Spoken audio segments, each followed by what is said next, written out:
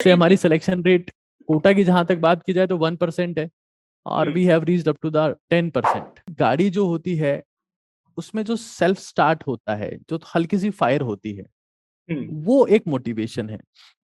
अगर हम ये कहें कि उस फायर से या उस इग्निशन से, उस सेल्फ स्टार्ट के बटन से गाड़ी चल सकती है 200 किलोमीटर 500 किलोमीटर, तो ये बात झूठी होगी।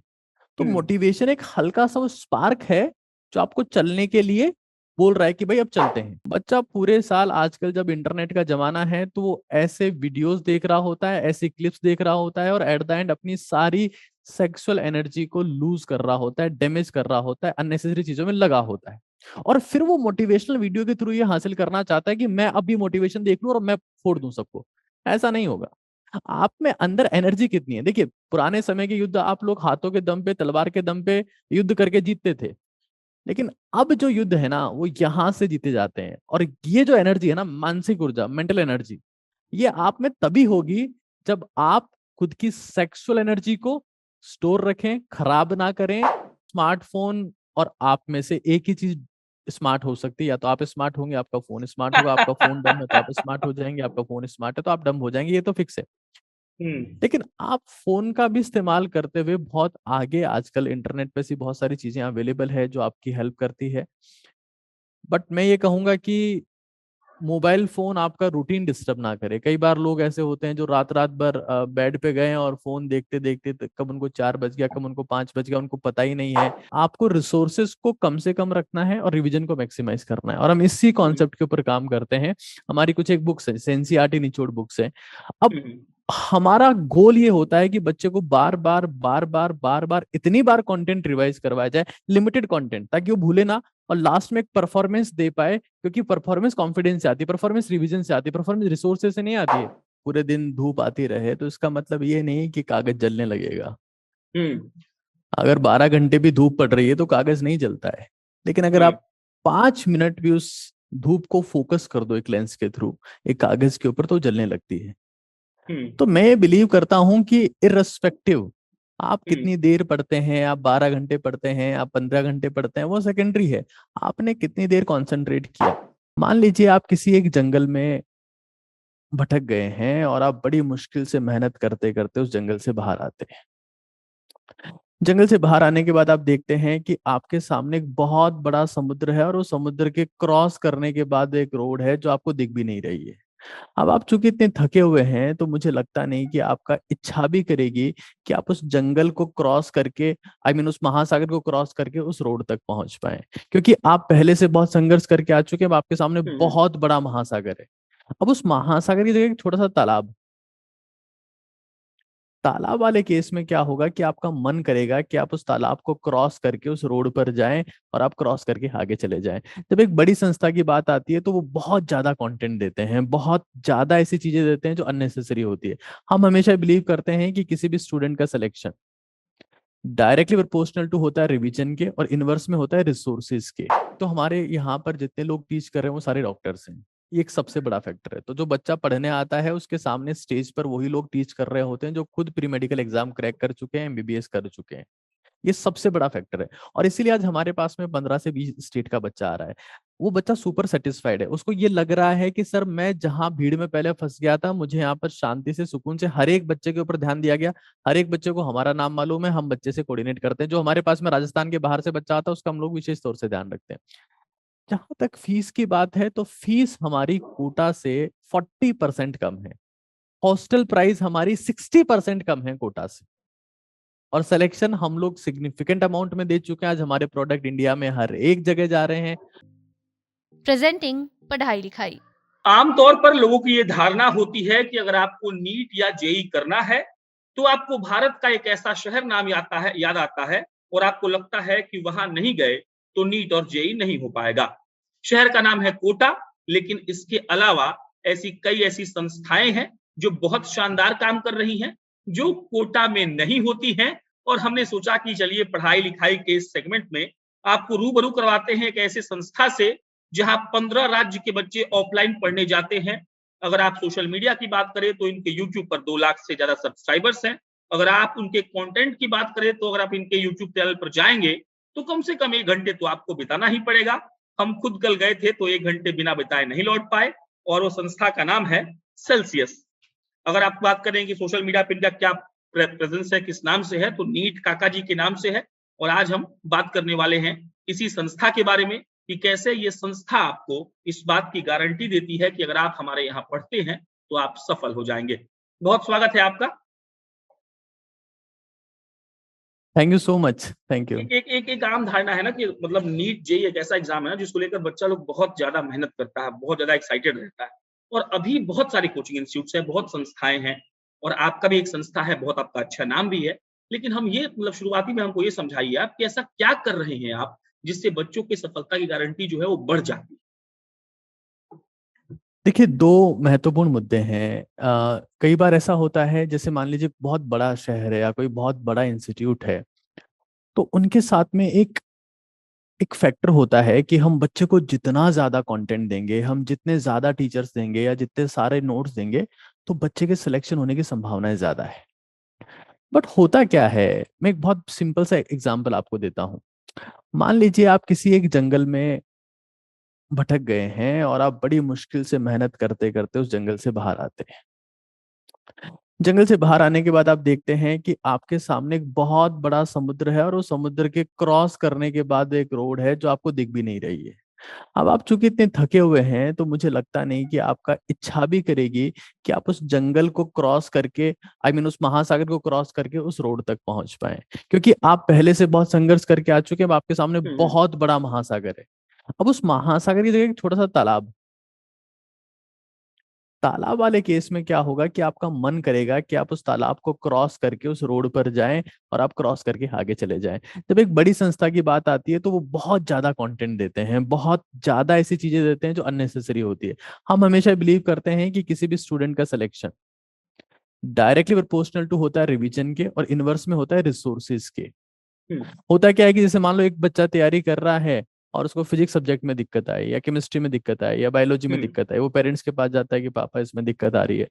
तो पेरेंट्स क्या करते हैं, उसको उसी सब्जेक्ट की 2 किताब नहीं दे देते हैं। हम्म। तो बच्चा एट द एंड बन जाता है लाइब्रेरियन।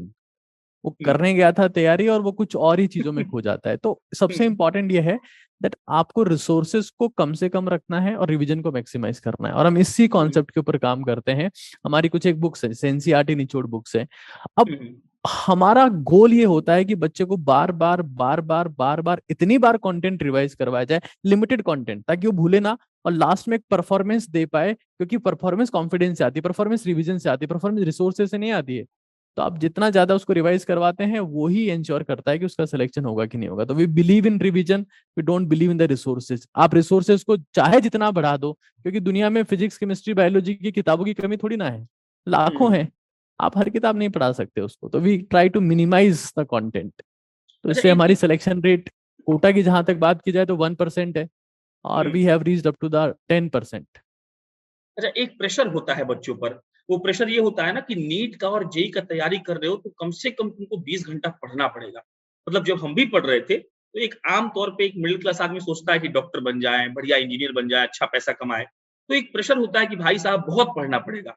तो आप जो इतना मतलब अनुभवी हैं, 15-16 राज्य के बच्चे आपके पास पढ़ रहे हैं, तो इसका असली फॉर्मूला आप क्या देते हैं बच्चों को, और इसमें आपका यूएसपी क्या है?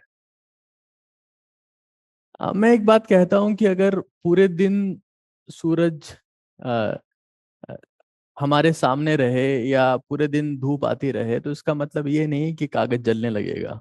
हुँ। अगर 12 घंटे भी धूप पड़ रही है तो कागज नहीं जलता है। लेकिन अगर हुँ। आप 5 मिनट भी उस धूप को फोकस कर दो एक लेंस के थ्रू एक कागज के ऊपर, तो जलने लगती है।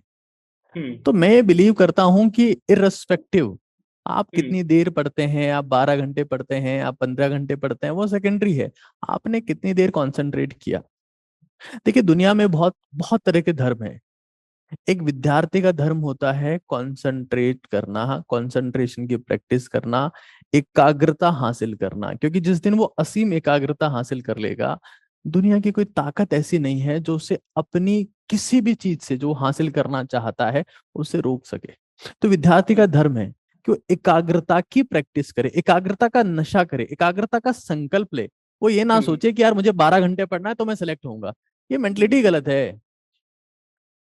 इस मेंटलिटी के साथ में तो आप बर्बाद हो जाएंगे। आपको, आप सुबह उठे हैं, आपके ऊपर ये प्रेशर है कि यार 15 घंटे पढ़ना है, 15 घंटे पढ़ना है, शिद्दत चाहिए। आप शिद्दत से अगर 5 घंटे भी पढ़ रहे हैं, 4 घंटे भी पढ़ रहे हैं, मैं अपने टाइम में 3 घंटे पढ़ता था, मैंने एमबीबीएस किया है और मैं सिर्फ 3 घंटे पढ़ता, मेरे बैचमेट 8-8 घंटे पढ़ते थे, वो सेलेक्ट नहीं हुए क्योंकि उनमें कंसंट्रेशन नहीं था। आप बीच में फोन देख रहे हो, बीच में आप बाहर कहीं घूम के आ रहे हो, आप अपने पेरेंट्स से, अपने जो जो भी आसपास आपके लोग हैं उनसे आप बातें कर रहे हो। तो इट्स ऑल अबाउट कंसंट्रेशन। जब तक कंसंट्रेशन नहीं होगा जिंदगी में आपको कुछ हासिल नहीं हो पाएगा। और कंसंट्रेशन ही हर एक चमत्कार का, हर एक उस चीज का जिसके ऊपर हम आश्चर्यचकित हो जाते हैं, एकमात्र रास्ता कंसंट्रेशन है। कंसंट्रेशन ही सब कुछ है। तो 12 घंटे 15 घंटे की बातें झूठी है। 2 घंटे में भी शिद्दत होगी तो आपको परिणाम सामने देखने को मिलेगा। आप देखिए ना, दुनिया में जितने नोबेल प्राइज मिले हैं, जिस चीज के भी ऊपर अपन उंगलियां दबा लेते हैं कि यार ये चीज कैसे हो गई यार, all those are the product of concentration. So it's all about concentration. तो ये नहीं कि आपके ऊपर प्रेशर है, खुद को समझना है कि कंसंट्रेट करना है, क्योंकि वही विद्यार्थी का एकमात्र धर्म है। आप क्लासेस में जाते हैं क्यों? कंसंट्रेशन की प्रैक्टिस करने के लिए।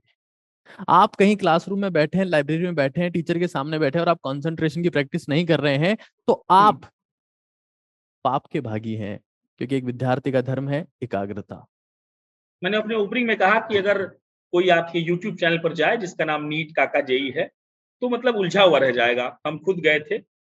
अब कोर्स वाला चीज़ तो हम पढ़े नहीं क्योंकि अब मेरा उम्र नहीं रहा पढ़ने वाला वो वाला, लेकिन आपका जो मोटिवेशनल लेक्चर था, मतलब वो मेरे दिल को छू गया। कई ऐसी बातें आपने कही, कई ऐसा एग्ज़ाम्पल दिया जो लगा कि मतलब बस मेरे साथ हुआ ही है ये। तो एक तो ये बताइए कि मेरा बात आपको कैसे मालूम चलेगा कि मेरे साथ क्या घटना हुआ था? और दूसरा कि आज के इस दौर में जब इतना प्रेशर है, सोशल मीडिया डाइवर्ट कर रहा है बच्चों को, तो मोटिवेशन कितना ज़रूरी है? जो आपके चैनल पर बहुत अच्छे से किया जा रहा है और उसके उसके व्यूअरशिप भी बहुत अच्छे हैं और कमेंट जाके मैंने पढ़े, देखे, तो बच्चे कह रहे थे कि हाँ, ये भी एक वजह है कि हम लोग सक्सेसफुल हो जा रहे हैं। देखिए, मोटिवेशन एक फैक्टर है। और अभी तो आप नीट जेईई के एस्पिरेंट नहीं है, बट हम लोगों ने एक अफसर के नाम से बुक लिखी है अच्छा। और वो लगभग लगभग हर एक टाइप के एस्पिरेंट के लिए ही है। हालांकि हम लोग जीत जेईई और नीट वाले बच्चों के लिए एक जीत की रणनीति के नाम से भी किताब लिख चुके हैं। देखिए, मोटिवेशन आप ये कह सकते हैं, जैसे गाड़ी जो होती है उसमें जो सेल्फ स्टार्ट होता है, जो हल्की सी फायर होती है, हुँ, वो एक मोटिवेशन है। अगर हम ये कहें कि उस फायर से या उस इग्निशन से, उस सेल्फ स्टार्ट के बटन से गाड़ी चल सकती है 200 किलोमीटर 500 किलोमीटर, तो ये बात झूठी होगी। तो हुँ, मोटिवेशन एक हल्का सा वो स्पार्क है जो आपको चलने के लिए बोल रहा है कि भाई अब चलते हैं। बट आपके अंदर फ्यूल होना बहुत जरूरी है दोस्त। और फ्यूल का मतलब क्या है कि आप में इंस्पिरेशन होनी चाहिए कि मैं करना क्यों चाहता हूँ। आपको लगता है कि आप जमाने भर के सेल्फ स्टार्ट अगर गाड़ी में लगवा लें बटन और आप 500 किलोमीटर ट्रेवल कर सकते हैं, तो ऐसा असंभव है। इट्स ऑल अबाउट कि आप में अंदर कितना जुनून है। देखिए, मैं हमेशा कहता हूँ कि जिंदगी में आप कहाँ तक पहुंचेंगे, इट्स ऑल अबाउट एनर्जी। ये सारा खेल एनर्जी का है। अगर आप लाइफ को भी डिवाइड करते हैं तो life equals to time multiply energy है। हुँ, सारा खेल एनर्जी का है। और मैं देखता हूँ बच्चा पूरे साल, अभी मैं बहुत सेंसिटिव मुद्दे की बात करने वाला हूँ, हुँ, बच्चा पूरे साल, आजकल जब इंटरनेट का जमाना है, तो वो ऐसे वीडियोस देख रहा होता है, ऐसी क्लिप्स देख रहा होता है और एट द एंड अपनी सारी सेक्सुअल एनर्जी को लूज कर रहा होता है, डैमेज कर रहा होता है, अननेसेसरी चीजों में लगा होता है। और फिर वो मोटिवेशनल वीडियो के थ्रू ये हासिल करना चाहता है कि मैं अब भी मोटिवेशन देख लूं और मैं फोड़ दूं सबको। ऐसा नहीं होगा। आप में अंदर एनर्जी कितनी है। देखिए, पुराने समय के युद्ध आप लोग हाथों के दम पे, तलवार के दम पे युद्ध करके जीतते थे, लेकिन अब जो युद्ध है ना, वो यहां से जीते जाते हैं। और ये जो एनर्जी है ना, मानसिक ऊर्जा, मेंटल एनर्जी, ये आप में तभी होगी जब आप खुद की सेक्सुअल एनर्जी को स्टोर रखें, खराब ना करें। सुबह जल्दी उठें, थोड़ा वॉक करें, एक्सरसाइज करें, ताकि आपके वैसे थॉट्स नहीं आए, आप टाइम पे सो जाएं। क्योंकि 3 टाइप के लोग, रोगी, भोगी और योगी, रात को जागते हैं। हुँ, योगी हालांकि सुबह जल्दी उठ जाते हैं, लेकिन भोगी लोग रात को जागते रहते हैं, they end up wasting their lot of energy. ऐसे फिजिकल एनर्जी को भी कंजर्व करें। ज्यादा से ज्यादा चुप रहने की कोशिश करें। आप जितना चुप रहेंगे, आप में फिजिकल एनर्जी कंजर्व रहेगी। क्योंकि मैं कहता हूँ कि कांटे में वही मछली फंसती है जो मुंह खोलती है। तो फिजिकल एनर्जी और सेक्सुअल एनर्जी जब आपके पास होगी, तो इसका ट्रांसफॉर्मेशन संभव है मेंटल में। क्योंकि हमने ये पढ़ा है फिजिक्स में, केमिस्ट्री में, कि दुनिया में टोटल एनर्जी कांस्टेंट है, टोटल ऊर्जा फिक्स है, लिमिटेड है। ऊर्जा को एक फॉर्म से दूसरे फॉर्म में कन्वर्ट कर सकते हैं आप। अगर आप उसको डिस्ट्रॉय नहीं करेंगे तो आपके पास में रहेगी, तो आप मेंटल में कन्वर्ट कर सकते हैं। तो मोटिवेशन सिर्फ एक छोटा सा फैक्टर है। बच्चे में एनर्जी नहीं है ना, तो वो कुछ नहीं कर सकता। और उसको समझना पड़ेगा कि उसकी सेक्सुअल एनर्जी बहुत वैल्यूबल है, उसको वो डैमेज ना करे। उसका एक ही रास्ता है, टाइम पे सो जाए, सुबह जल्दी उठे, थोड़ा सा एक्सरसाइज करके आए। जैसे एक्सरसाइज करेगा सेक्सुअल एनर्जी वेस्ट होना खत्म हो जाएगी। चुप रहे, अननेसेसरी बात ना करे, अपनी डाइट थोड़ी ठीक रखे। जब वो सुबह उठ के रनिंग करेगा, एक्सरसाइज करेगा, तो उसकी सेक्सुअल थॉट्स अपने आप खत्म हो जाएंगे, क्योंकि एक ही काम हो सकता है, या तो सुबह उठ के वो भाग सकता है, रनिंग कर सकता है, या फिर वो सेक्सुअल एक्टिविटीज में इन्वॉल्व हो सकता है। तो मोटिवेशन एक फैक्टर है। It's all about inspiration and energy. दुनिया जो है वो सोशल मीडिया में एकदम डूबी हुई है। अभी 10th और 12th का रिजल्ट आया था, मैंने बच्चों के इंटरव्यूज देखे। मतलब 95% बच्चों ने कहा कि मेरे माता-पिता ने कहा था कि फेसबुक, इंस्टाग्राम, व्हाट्सएप मत चलाना, कुछ नहीं हो पाएगा इन दुनिया में। हम ये जानना चाहते हैं कि सेल्सियस वाले सर का क्या फ़ॉर्मूला है? वो अपने बच्चों को क्या सलाह देते हैं? क्योंकि पढ़ाई तो आपके यहाँ अच्छी होती है, लेकिन पढ़ाई के अलावा ये जो सोशल मीडिया आ रहा है, तो 2 धड़ा है। एक धड़ा कहता है कि चलाओ तो ज्ञान मिलेगा, और एक धड़ा कहता है कि मत चलाओ, बर्बाद हो जाओगे। आपका क्या विचार है? देखिए, दुनिया में हर चीज के दो पहलू हैं।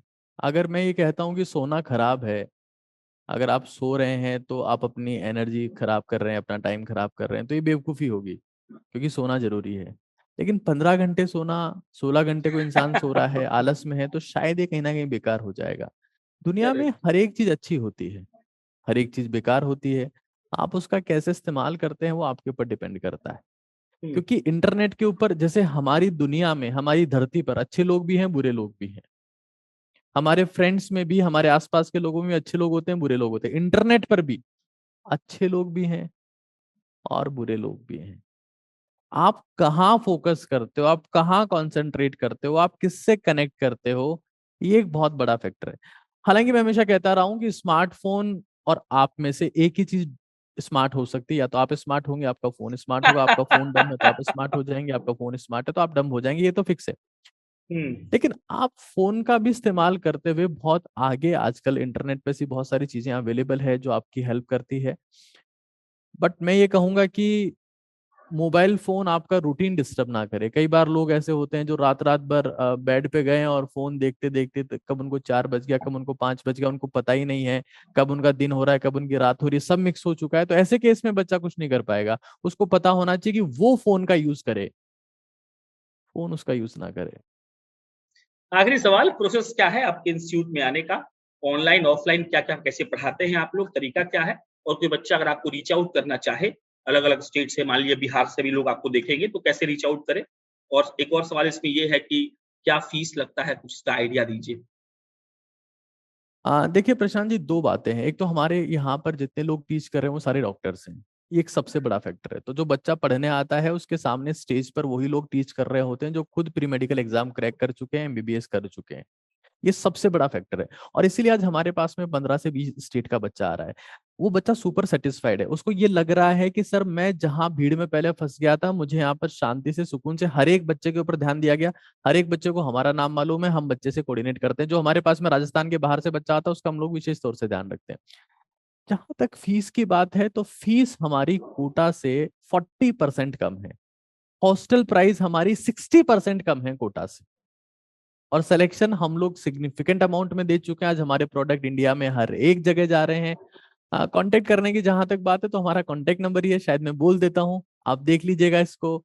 आ, आपके रूल्स के हिसाब से होगा कि नहीं होगा ये। तो इट इज 9929864222। आप इसके ऊपर कोऑर्डिनेट कर सकते हैं, बात कर सकते हैं। बट एक बात का ध्यान रखें, मैं हमेशा कहता रहा हूँ कि सेल्सियस में जो ऑफलाइन वेंचर है नीट काका जी का, यहाँ वो लोग पढ़ाते हैं जो खुद डॉक्टर्स हैं। तो ये सबसे बड़ी बात होती है बच्चों के लिए, एक बहुत बड़ा इंस्पिरेशन होता है कि उन लोगों के सामने बैठकर तैयारी कर रहे हैं जो खुद इस एग्जाम को क्रैक कर चुके हैं। चलिए, मतलब मिला-जुला कर इस इंटरव्यू में हमने ये जाना कि देखिए भाई साहब, ऐसा कोई नियम नहीं है कि आप कितना घंटा पढ़ेंगे तभी आपका नीट और जेईई निकलेगा। इसके अलावा कोटा से अगर मन भर गया हो, कोटा का नाम बहुत ज़्यादा सुन लिया हो आपने, तो ऐसा नहीं है कि सिर्फ कोटा ही ऐसा भारत में जगह है जो नीट और जेईई निकलवा सकता है। सेल्सियस भी एक जगह है, अजमेर में पड़ता है। आपको स्क्रीन पर उनका नंबर, उनका एड्रेस सब दिख रहा होगा। आप फ़ोन कर सकते हैं, और ऐसा अगर आप चाहें तो इनके पास जा भी सकते हैं। बाकी मेरा नाम प्रशांत राय है। पढ़ाई-लिखाई के अगले भाग में फिर आपको बताएँगे कुछ ऐसी ही जानकारियाँ जिससे आपको पढ़ने-लिखने में आसानी होगी। बहुत-बहुत धन्यवाद।